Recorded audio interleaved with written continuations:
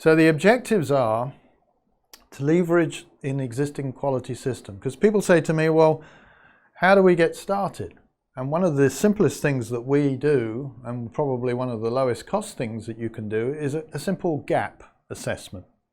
That is, we will come in, look at the existing managed quality system, identify any particular gaps that may be there. And here again, a lot of end users have the elements already for a functional safety management plan and management program, but they just don't call it, or they don't have it under one document called the functional safety management plan.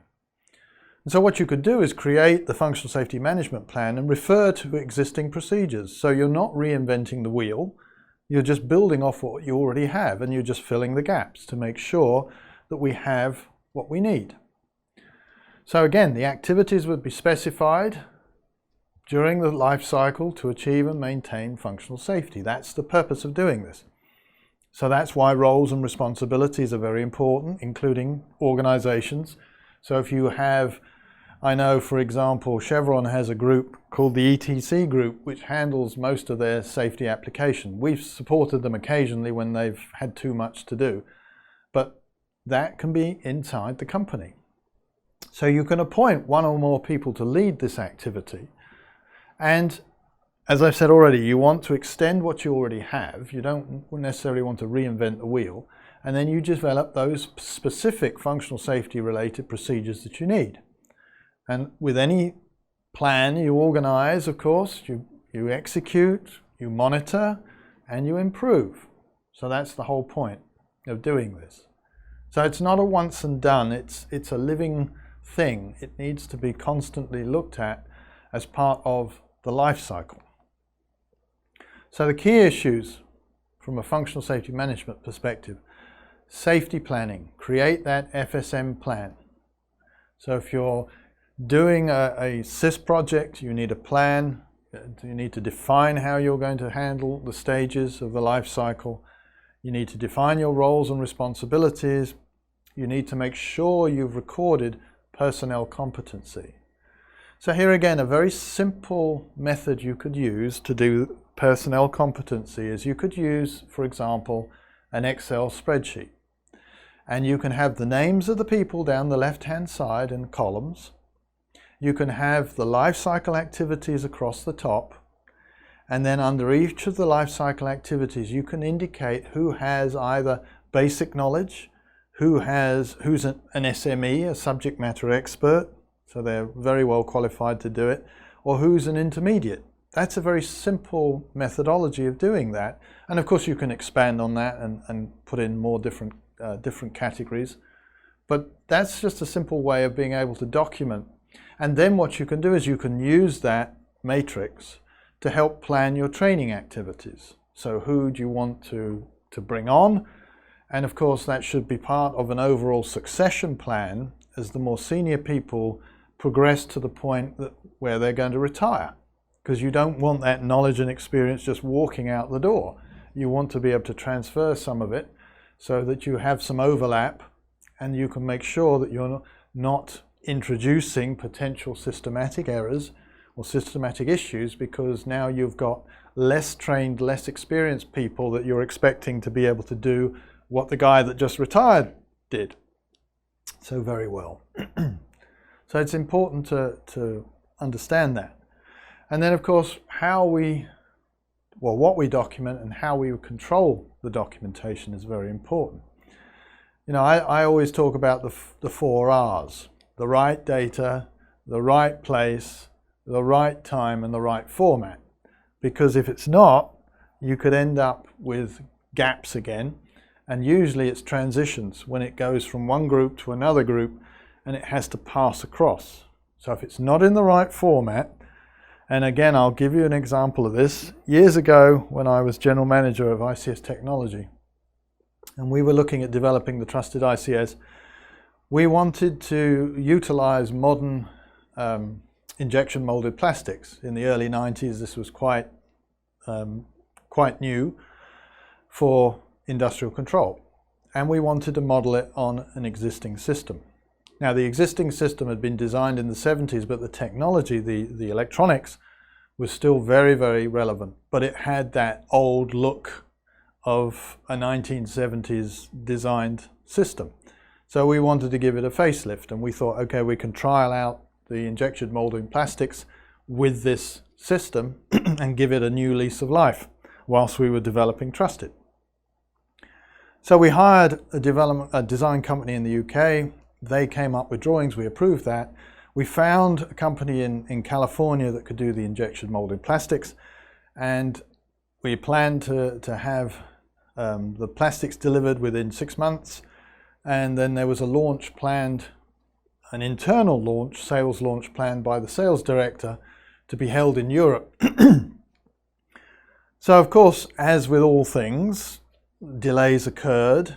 There were some technical issues they had to deal with, and we as a result missed the final date to be able to ship it to Europe. So in the end I had to get 2 of my guys to drive it on a truck.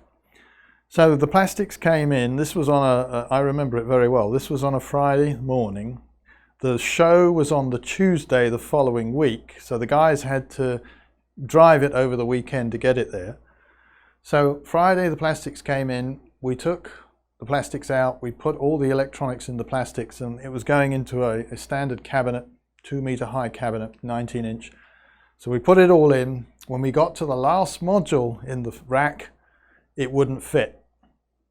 And we couldn't figure out it wouldn't fit. Well, here was one of the 4 R's, the format. Because the UK used metric and the US used empirical, there was a conversion program. And needless to say, the accuracy of the conversion program was such that the rounding error, by the time we got to the last slot, there was a fraction of an inch too much for it to go in, and every single one of them.